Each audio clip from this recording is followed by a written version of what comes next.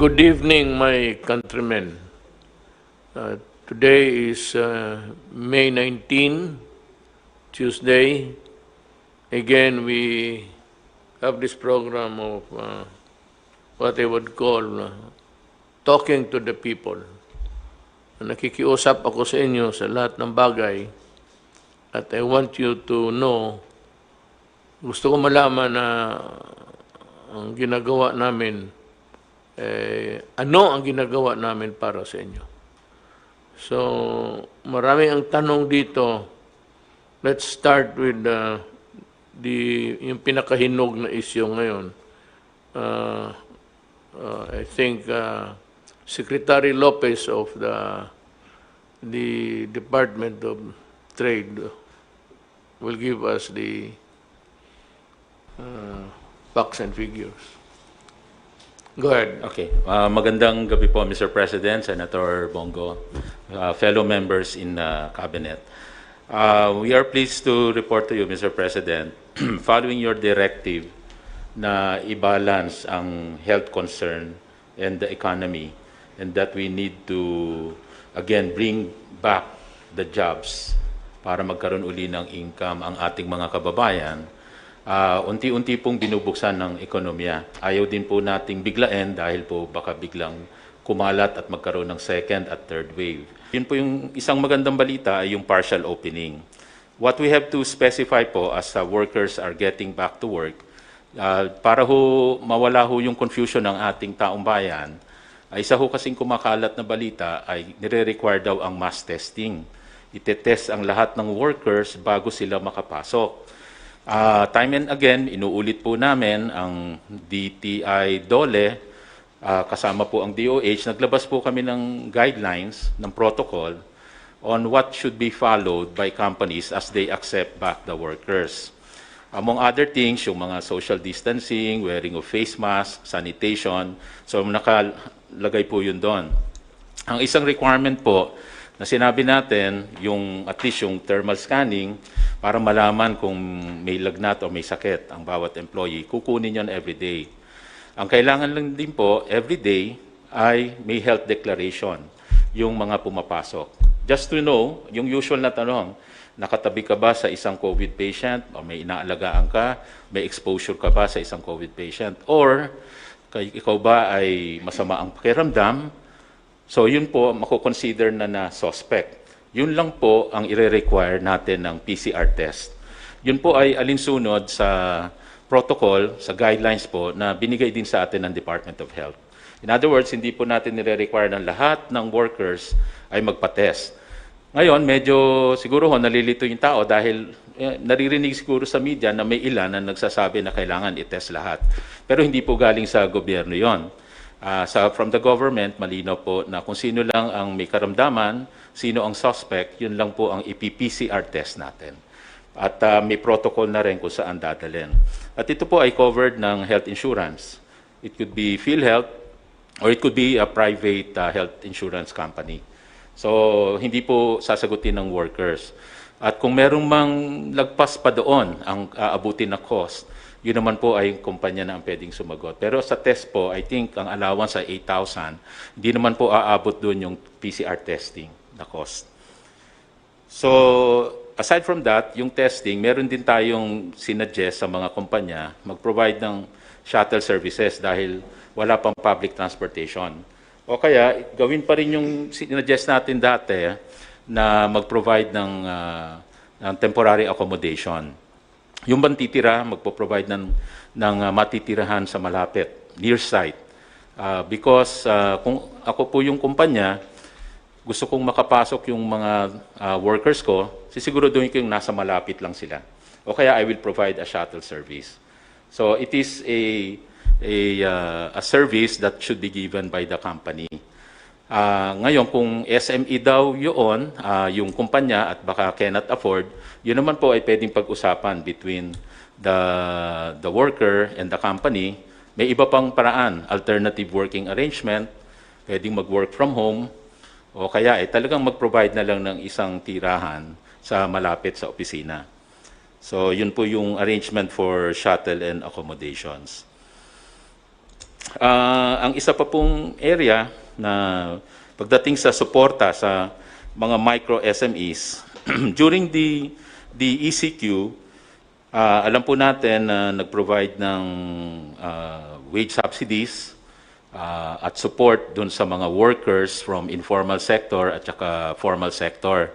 Yun po yung nanggaling na support from DOLE at saka DOF and SSS. So may wage subsidy po para siguradong ang mga workers ay may nakukuha pa rin, anywhere from 5,000 to 8,000, depende ho sa lugar. And then after po itong magbabalikan na, ang na-lift na ang ECQ, ang DTI naman po may na-provide na out of our budget, 1 billion pesos na pautang, microfinancing for the micro SMEs na pwedeng humiram doon, at ang interest rate lang po ay 0.5% per month. So mababa lang. At saka ang may grace period pa to na 6 months bago mag-umpisa magbayad. At marami pa, masimple lang ang requirement at madali makuha.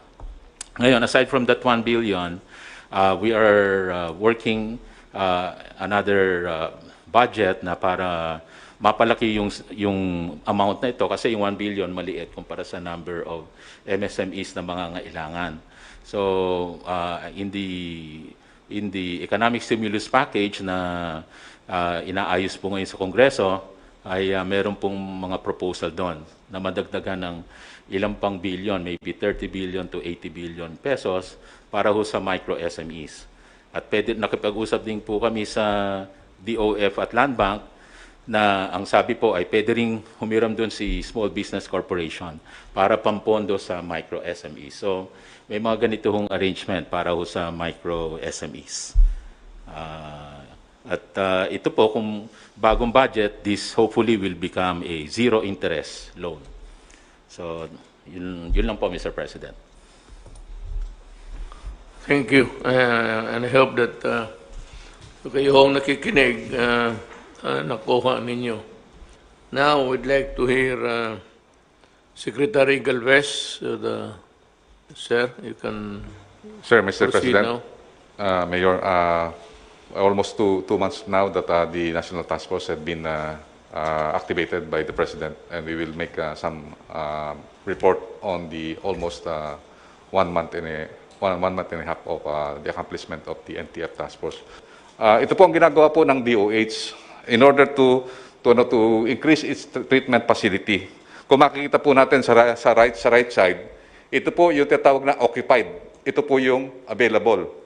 So sa ngayon po, nag-dramatically increase po yung nung last meeting po natin dito, 4 lang po ang COVID referral hospitals po natin. Ngayon, 23 na po yung referral hospitals po natin. So malaki po ang inilaki. Ganyan po ang habang naka-lockdown po tayo, ay tinataas po natin ang capacity ng DOH. And we would like to thank Secretary Duque na talagang napakaganda po na naging niya po na tinaas po natin yung kanyang capacity ng natin. Kung titingnan natin sa bed capacity, it dramatically increased to 1,748 wards available. And then 5,776 isolation rooms. At mayroon po tayong available na 848 ICU beds. At may reserve na po tayong ventilators na 1,578. Marami na po tayong ventilators. Meaning, tama yung data natin, nakukunti lang yung critical. More or less 100 lang po yung critical na gumagamit po ng ating ventilators. So, pumunta rin po ako sa Butuan, sir. At nagtatayo na rin po sila ng hospital po doon, ng COVID hospital. Pinuntahan ko po si Governor Porbera at nakabili na po rin sila mahigit na 40 na ventilators galing po sa Taiwan. So yung ventilators po na yun, non-invasive, yung nasal cannula. Mas maganda po yun kasi parang sabi ng PGH, yun po yung tinatawag na magic oxygen na after 3 days, maganda po magiging kalabasan ng pasyente natin. Ibig sabihin po yung ating mga LGUs ay they are preparing. Yung yung Caraga, wala pa po yan. Pero ngayon nagpe-prepare na po sila kahit na wala pa po silang COVID. Nabisita ko po ma'am si Ma'am Angel at saka yung Sir Proberad po doon. At tatayo na rin na po yung namin po yung, yung laboratory. May dalawa po silang laboratory doon sa area ng Tandag at saka po doon sa Surigao. Meron po silang level 3 at dito sa Butuan, kailangan po magpatayo rin po tayo. Kaya nagpapatayo po sila ng, ng laboratory sa area ng Butuan City. So kung makita po natin, napakalaki na po ng ating capacity sa hospital beds. Ibig sabihin, hindi po na-occupied. And then ito pong PPE po, ito po ang isang malaking issue na dati. Dahil kasi nakita po natin nung dati, mahigit na 17 doctors ang namatay. Pero po nung nag-ano po tayo, nag-procure po ang DOH ng 1.8 billion na PPE, nandito na po sa atin ngayon yon. Mabilis po yung ating PSDBM. So sa ngayon po, nakapag-distribute na po tayo ng 603,000 sets of PPE. Meron pa po tayong for distribution ng 230,000. At saka yung 200,000 po, doon namin po binaba sa Davao City. Para at least, yun na po ang distribution point. Na sinasabi po nyo, we want to accomplish your guidance na magkakaroon lang po tayo ng mga malalaking dipo at ihatid na lang po ng chopper o kaya ng mga sakyan ng military kung saan man i-distribute yung ating mga PPE. So yung PPE po natin sa Davao, 200,000 po yun. I-distribute po yun po sa lahat sa Mindanao wide. Ang kagandahan rin po ay ang ating 3 million PPEs ay nag-start na rin po mag-deliver. So ngayon po, meron na po tayong 250,000 PPE na nandiyan po sa port. Dumating na rin po. So meron na po tayong reserve na more or less 600,000 na PPE po. So darating po yung mga in tranches. So ngayong May, baka yung part ng 1 million ay mabubuo na po natin ngayong May. So mag-stabilize na po ang ating PPE. Kung titingnan po natin, mula nung nagbigay po tayo ng PPE, wala na pong namamatay na doktor since May. I believe since May, we would like to report to you na we were able to preserve our frontliners. Yun po ang guidance niyo po sa amin, na we have to preserve our doctors and our medical personnel. So sa ngayon po, ito po ang medyo malaking problema po natin. Mr. President, I would like to inform you na malaki po problema po natin sa returning OFW. Kasi po, sa ngayon po, more than 27,000 na po nandito sa Manila. At mayroon pa pong darating na 42,000 this coming May and June. So, ma-overwhelm po yung ating mga hotels. Sa ngayon po, si General Lorenzana, kinausap niya po ang maritime industry, kasama po ang mga ibang agencies, at isinosolve na po natin yung ating problema sa OFWs. And he directed DOTR, he directed also OWA and also the Marina to immediately release all the OFWs that had been tested negative. So ito po yung result ng po natin next.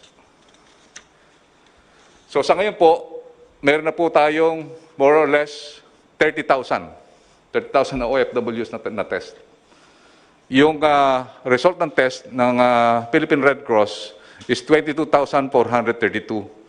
At sa 22,432 po dito, ay 465 po ang nag-positive. Kung hindi po natin pinCR po itong 465 po nito, itong magiging parang second wave. At kawawa po ang ating mga LGUs, lalo na po yung mga hindi at walang alam at saka walang PCR doon po sa area at saka wala pong facilities. So ito po, maganda pong dahil kasi nahuhuli po natin kung sino yung nagiging positive.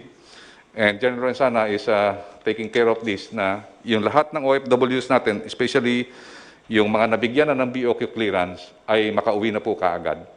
So yun po ang po natin. I believe more than 800 ngayon ang pinapano po sa barko ni DOTR. So on ways forward, ang gagawin po natin is we will localize the National Action Plan through the LGUs. Ito po ginagawa na po ni General Anyo. At lagi na niya pong kinakausap ang lahat ng mga LGUs. Ang ginagawa po natin ngayon, Mr. President, baka hindi na tayo mag-declare ng lockdown per region, but ang lockdown na lang natin ito by barangay. Ibig sabihin, paliitin na lang natin, ang gagawin po natin is yung barangay na mayroong cases, yun po ila-lockdown natin para ma-preserve natin po yung ating economic po natin. So ganun po ang gagawin po natin, na bibigyan natin po ang LGU with the guidance na yung ating AITF guidance ay kanila pong susundin. So yun lang po na mga barangay, o kunyari for example, may isang compound na apat na pamilya ang affected, yun po ang ila-lockdown po natin. At hindi po nating hayaan sila na karoon ng infections doon sa mga economic corridor po natin. We have to preserve yung economic corridor po natin.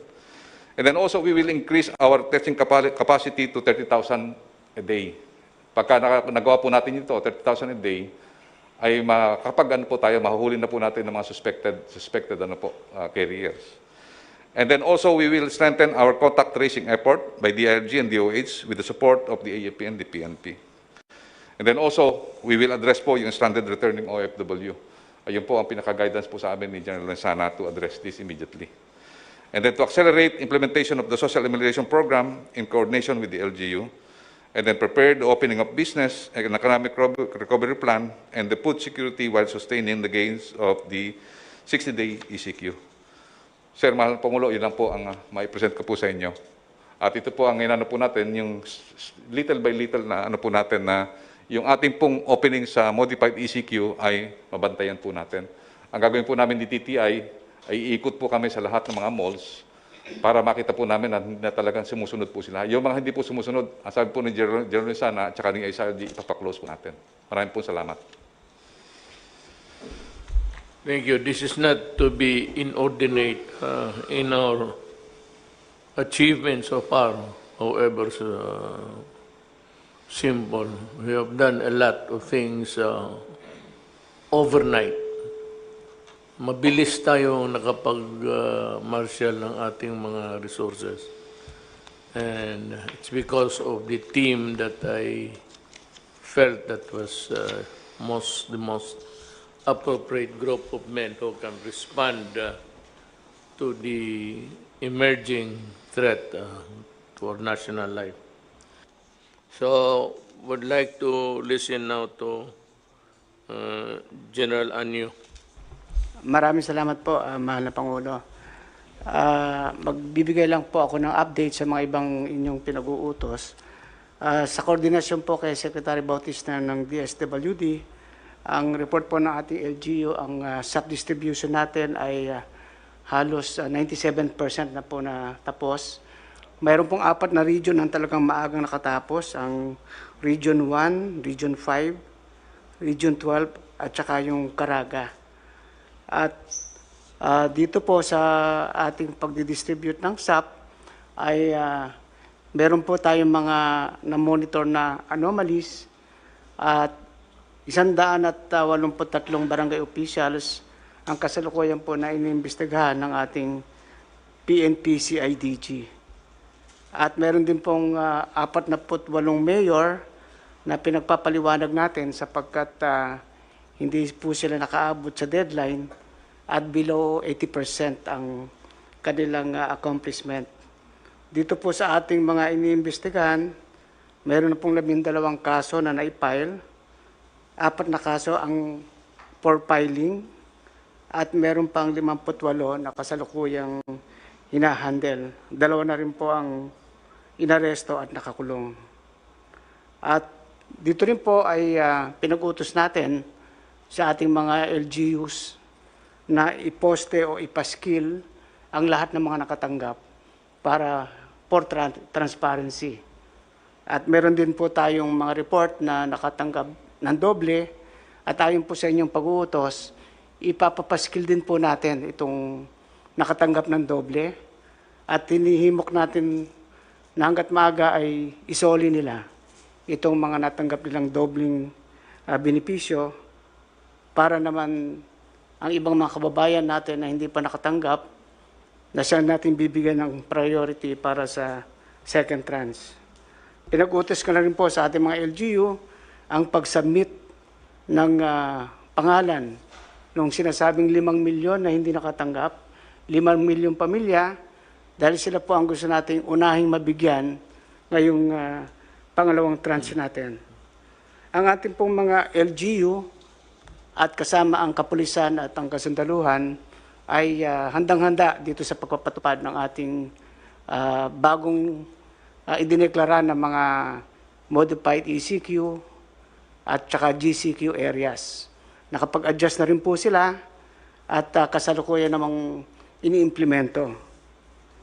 At doon po sa sinabi kanina ni Secretary Man Lopez, ay nagbigay din po tayo ng advisory sa ating mga LGU na hindi requirement ang mandatory testing sa mga empleyado para sila o bago sila pumasok.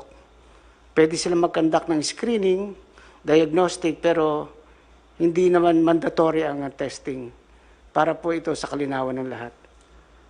Yun lamang po, mahal na Pangulo. At umasa kayo na ang ating mga LGUs, law enforcers, ay patuloy na ipatutupad yung ating modified ECQ at GCQ sa buong bansa. Salamat po. Thank you, General Anyo. Nakita ho naman ninyo, mga kababayan ko, sa panahong ito, lalo na, sa umpisa pa lang nagsabi na ako ng prangkahan na wag ninyong haluan ng kalukuhang mga programa nito sa COVID kasi kailangan ito at marami talaga ang nangangailangan ng tulong. At sinabi ko sa inyo, hindi ko kayo papatawarin pag nagkamali kayo dito. So the law is the law is the law. A rule is a rule is a rule. And when you begin to mess up with the law, talagang ginagarantiya ko sa inyo na makukulong talaga kayo. I will see to it that you go to prison for your, sabang tawag nito, kalokohan ninyo.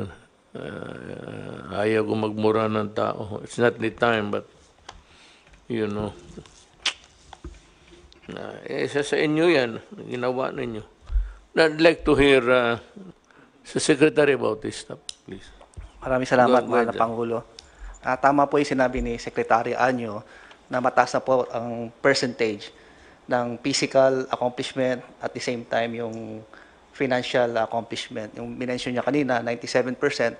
Ang maganda po rito, mahal na Pangulo, ay marami din talagang mga nagsole na mga beneficiaries dahil alam nila na nadodoble. Isa ring magandang balita ay may mga syudad at probinsya na parang ayaw na nilang magbigay ng listahan ng mga left out.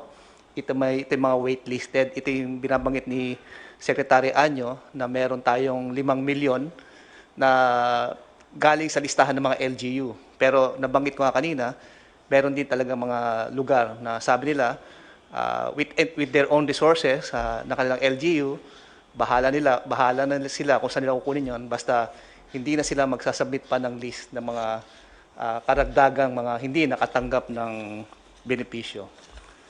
Other than yung sa SAP na aming pinopokus ngayon, tuloy-tuloy pa rin yung programa ng DSWD, mahal na Pangulo. Gusto ko lang i-mention yung pagbabayad natin ng ayuda, stipend ng mga indigent senior citizen o yung under the SOCPEN na program. In fact, nakapagbayad tayo ng 1.03 million at the amount of 3.07 billion pesos.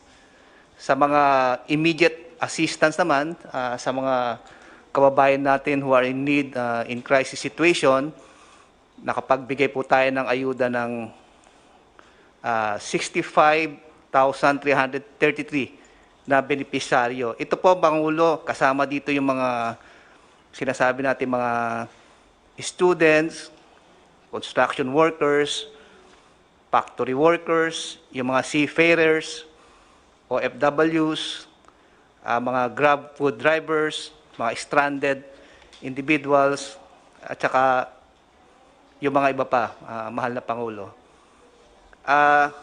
Nakita namin noon na magkakaroon talaga epekto yung psychological impact ng mga tao with regards sa COVID. Kaya nakipartner kami sa United Registered Social Workers Ang purpose nito ay magkaroon ng psychological first aid and psychosocial services. Ito, Pangulo, ay helplines, no, by phone.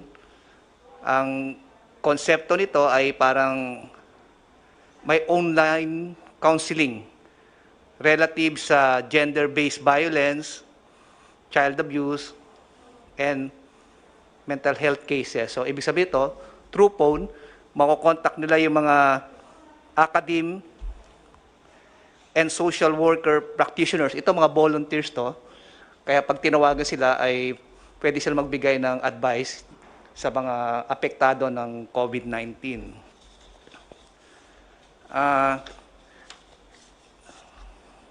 In support naman, Mr. President, sa Balik Probinsya Bagong Pag-asa, since ang DSWD is part of the Interagency Council, susuportahan po namin to sa pamamagitan ng pagbibigay ng transportation or relocation assistance, transitory family support package, transitory shelter assistance, livelihood settlement grants.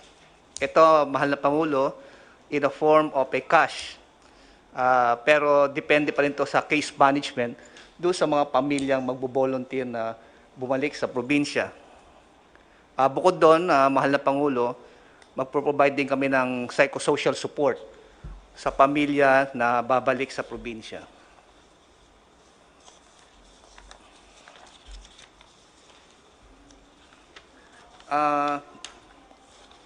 Tungkol naman pa, mahal na Pangulo, sa direktiba nyo na for the second tranche ay hindi na tayo magbababa ng pondo sa mga LGU at gagamitin natin ang AFP and PNP sa pagmamahagi ng ayuda.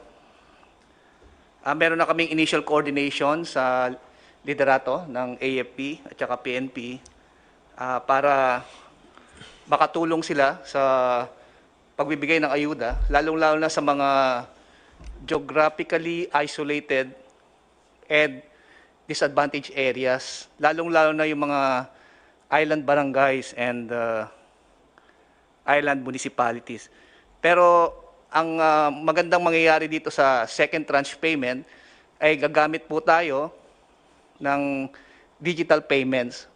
So apparently, in-expect natin na since merong mga remittance centers, may mga bangko sa mga highly urbanized city o kaya sa mga urban areas, ay mapadali nating may bibigay yung ayuda sa mga benepisaryo. Ito maganda rito kasi bukod sa mapabilis ang pagbibigay ng ayuda, ay wala pang contact sa pagbibigay ng pera, no?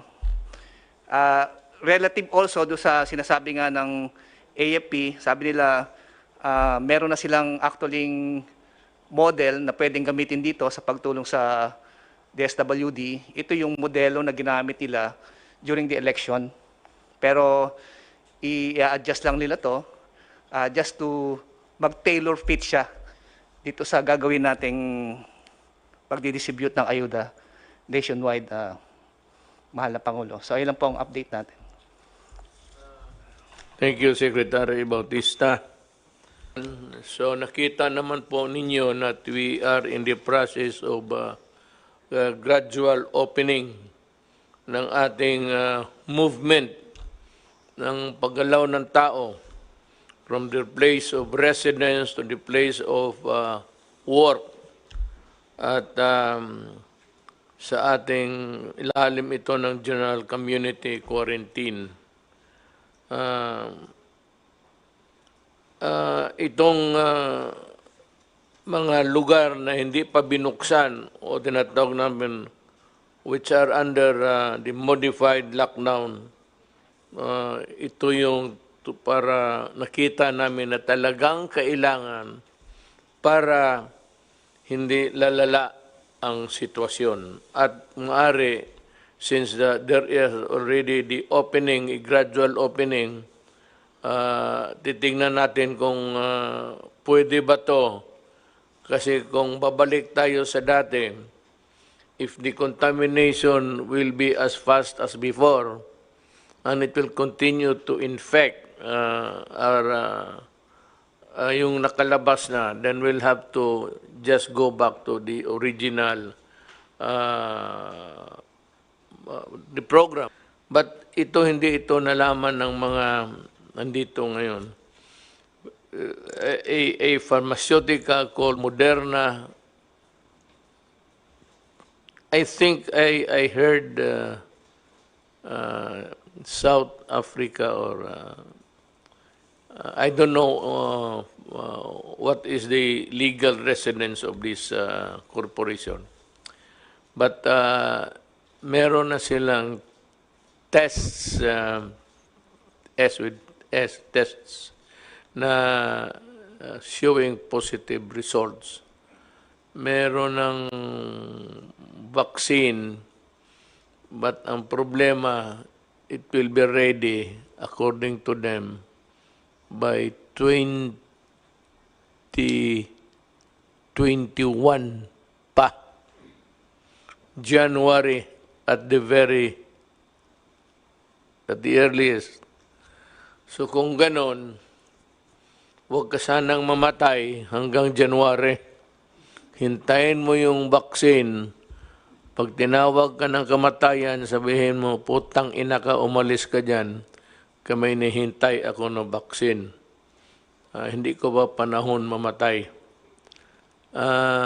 Yan ang good news talaga. That is what I was really hoping for, the vaccine. Because ang kalaban ng vaccine, isa lang talaga. It's ang kalaban ng COVID. It's the vaccine that can really fight the infection. Wala nang iba. Yung sariling katawan mo lang. Walang medisina, walang antibiotic. It's the germ nurtured also in your body to fight. Yan ang pag-asa natin. In the meantime, pakiusap ako sa labas, sundin lang po ninyo yung mask at saka yung pag-ubo. Magbili kayo ng panyo, baski yung murahin lang. Tapos, try to cover, kung may sipon ka o ubo ka, try to cover your mouth bago ka, tsaka medyo patagalin mo ng konti, huwag mo kaagad. Siguro, mabuti niya, lunukin mo yung germs na inubo mo para swallow it back so that it will not contaminate others. Wala akong ibang explanation mo. Pag mag-ubo ka, kailan mo tanggalin? Well, ako, what I do, sana ano man yung alcohol kung yan. Magbili kayo ng alcohol, maliit, yeah, without, I will not, baliktarin ko lang kasi hindi ako mag-advertise eh. Kaibigan ko pala pero hindi bawal eh. Every time that you feel like touching something or baski wala mang handshaking, babay-babay ma lang. Kung maggalaw-galaw ka, up there, before you touch your nose, eyes, mag-alcohol ka muna. Of course, it will dry your hands, but that's only temporary. Tingnan mo si Bong, kaya malayo sa iniinom mo pa ata yung bunga. So, ang dapat malaman po ninyo whether you are really allowed under the law to go out or those who are allowed to pursue your occupation. Remember this, the loosening of the restriction, yung ang panluwang ng gobyerno ng restriction does not mean wala na ang COVID. COVID will remain with us until such time that nabakunahan tayong lahat. Hindi sabihin na may bakuna na at successful na at okay na. Hanggang hindi ka matusukan ng vaccine, you are still in danger. And even if you are really vaccinated, you're still put at the risk if you are not really careful. So, hindi ito ibig sabihin na wala na. Nandyan pa yan. The corona will not disappear. It is here for all time. Kaya lang, kung may bakuna ka na, yung mga anak natin, kita mo, diphtheria, tetanus, kaya yung mga new generation, medyo okay na sila. Nandyan yung virus, but yung virus, yung virus, hindi na pwedeng gumana. Yan ang sekreto dyan kung bakit gano'n. Diphtheria noon, marami pang mga sakit, kailangan na bakuna. But during their time, they were really very lethal. Kaya lang, nung naka-imbento ng bakuna, nandito pa sila, pero lahat naman ng mga anak ninyo, butit nasabi ko na. Meron pang iba sa probinsya na ayaw ipabakuna yung mga anak ninyo. Kindly, yung mga ngayong lahat kayong mga nanay pati tatay, see to it that your children are vaccinated by tetanus, diphtheria, may ubo pa, para wala sila. Yun yung mga deadly na germs noon. Kaya lang, hindi na umuubra ngayon kasi lahat tayo, pati ako na bakunahan na eh. Yan ang ibig sabihin dyan.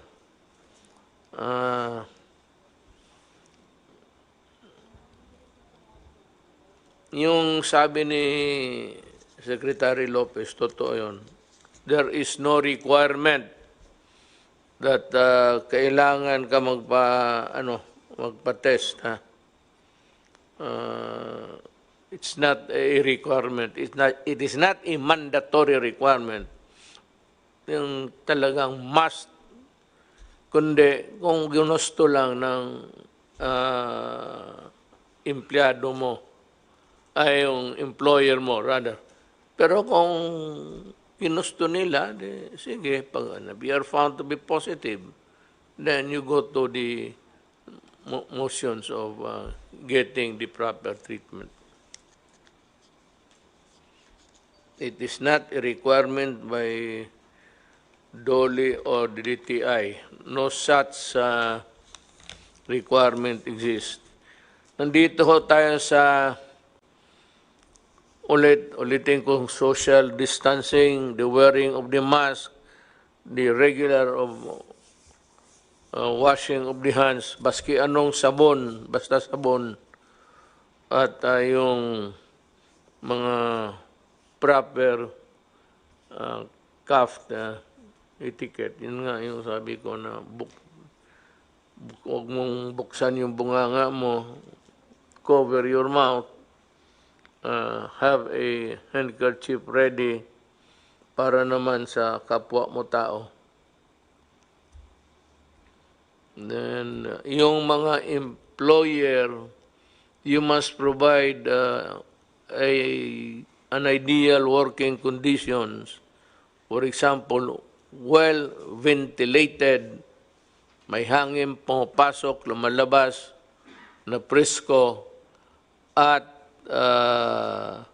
yung i-disinfect ninyo.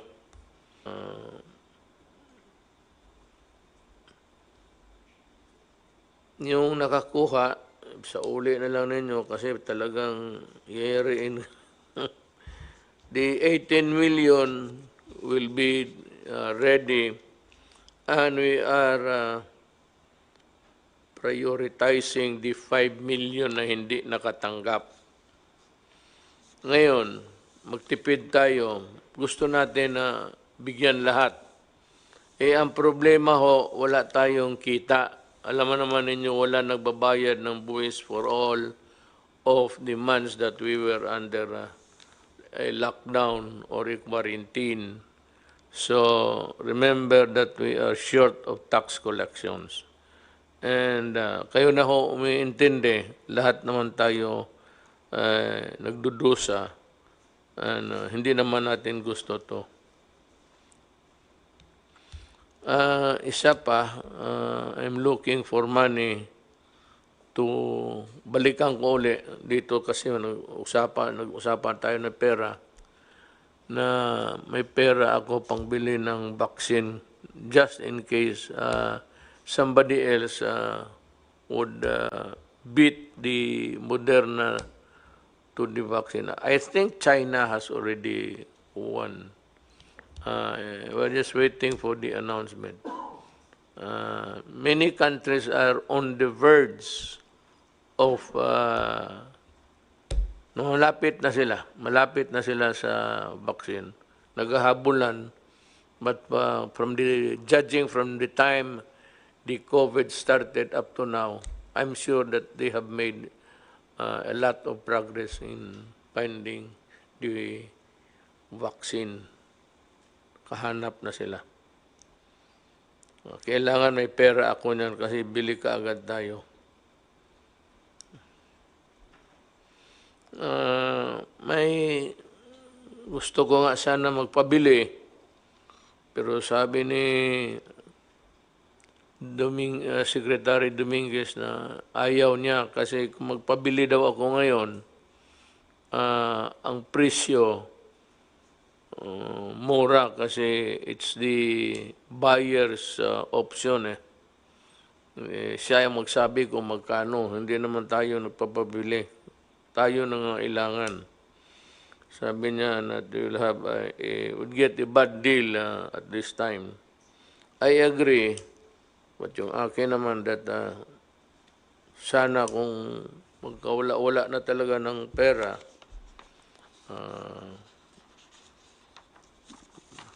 aywan ko kung saan tayo magkuha pa. Madali na siguro. Basta may vaccine na, pwede na tayong makiram.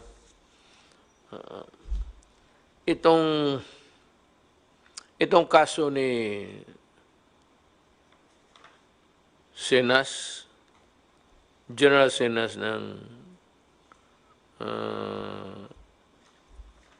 sa National Capital Region Commander, ako yung ayaw na malipat siya. He is a good officer. He's an honest one. And hindi niya kasalanan kung may magharana sa kanya sa birthday niya. At kung yun ang magsabi na nakikita hindi naka-mask, siyempre may mga merienda yan, may pagkain. Alang-alang naman kainin nila pati yung mask. Hindi tanggalin talaga nila. Kainan yun hindi ako sangayon. I will not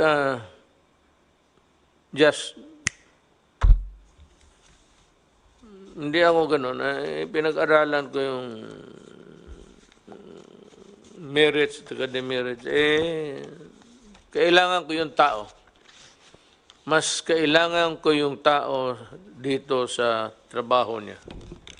Marami yan silang, they're all competent. But you know, seniority, it is his time to be there. And I do not believe in just firing him because kinantahan siya ng happy birthday. Maski ako, kita ka, nung birthday ako, walang kumanta sa akin. Ako lang mag-isa. Alam mo, sa totoo lang, ako lang kumanta sa sarili ko. Happy birthday to you. Happy birthday to me. Yun lang. Well, kanya-kanyang ano eh. I'm sure na kung alam ni Sinas yan, hindi siya pumayag. Pero kung nandyan na rin, manyanita nga. Sabi mo, the law is the law. Well, akin na yun. It's my responsibility. But I will not order his transfer. He stays there until further orders. So yan lang po for this night. I hope that we have cleared na nasabi namin yung gusto namin na sabihin para maintindihan ninyo. Meron, ready na ba? Baka ready kayo, ready na dyan, hindi. Karatihin ko kayo, totoo? May isang kaibigan ako. Pangalan niya, hindi ko muna sabihin yung kung nagustuhan ninyo next time. Bisaya ito yung kanta niya na Tagalog. Tagalog naman at kanta natin eh. Pero yung kanta niya, nakuha niya yung the spirit that we have been longing for, na where we can express our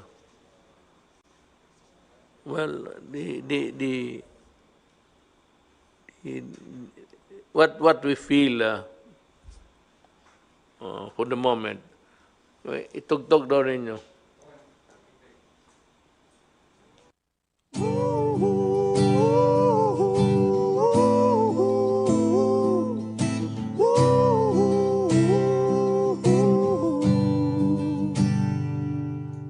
Ikaw maatras sa sakit na marahas. Kailangan mong magpalakas para sila'y mailigtas. Buwis ang iyong buhay, handang matanggap pag ika'y mamatay. Asawa't anak na hindi masilayan, pamilya mong iiwang luhaan. Masdan niyo ang mundo, isip ay mulat, magigising lahat. Paglaban niyo ang mundo, kung magkaisang lahat, hihilom ang sugat.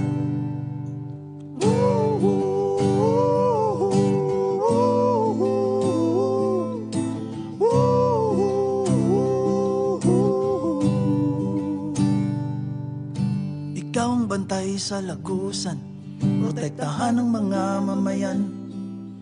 Di uubra ang susuway, mga kriminal at pasaway. Buwis ang iyong buhay, handang matanggap pag ika'y mamatay. Asawa't anak na hindi masilayan, pamilya mong iiwang luhaan. Masdan niyo ang mundo, isip ay mulat, magigising ang lahat. Paglaban niyo ang mundo, kung magkaisang lahat, hihilom ang sugat.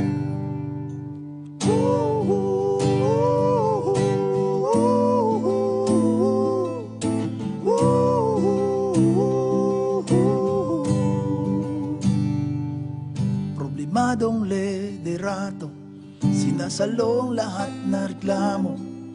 Direktibang gabay sa mga tao para lahat di magkagulo. Buwis ang iyong buhay, handang matanggap pag ika'y mamatay. Asawa't anak na hindi masilayan, pamilya mong iiwang luhaan. Masdan niyo ang mundo, isip ay mulat, magigising lahat. Paglaban niyo ang mundo, kung magkaisang lahat, hihilom ang sugat.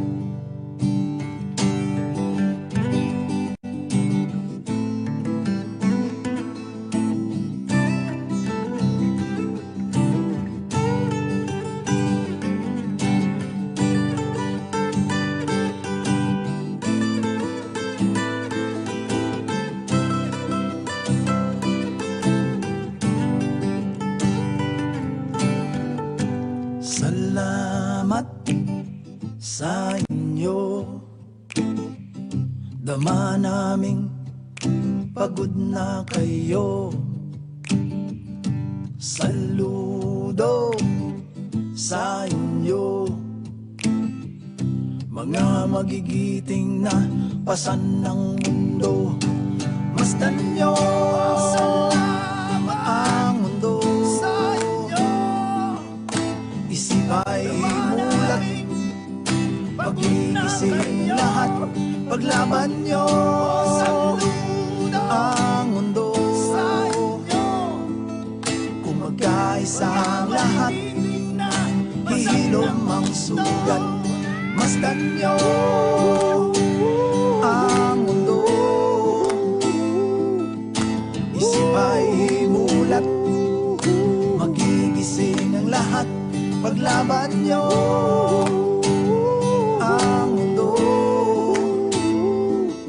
Kung magkaisa ang lahat, hihilom ang sugat.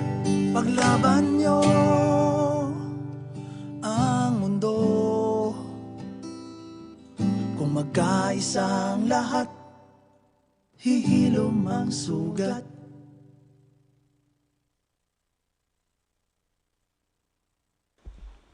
Mga kababayan ko, I hope na paski na papano na we were able to convey, na paabot namin ang mensahe ng gobyerno sa inyo. At na we were also able to answer some of your questions. Tsaka mabuti ang alam ninyo na everything is transparent, lalo na sa billion-billion na binigay. I assure you we will be able to account for it, except those who were malversed by the officials down dito sa local governments na nawala, then they have to answer for it. But otherwise, to the last centavo na naibigay namin sa tao ang programa sa gobyerno. Maraming salamat po sa inyong lahat. See you next time.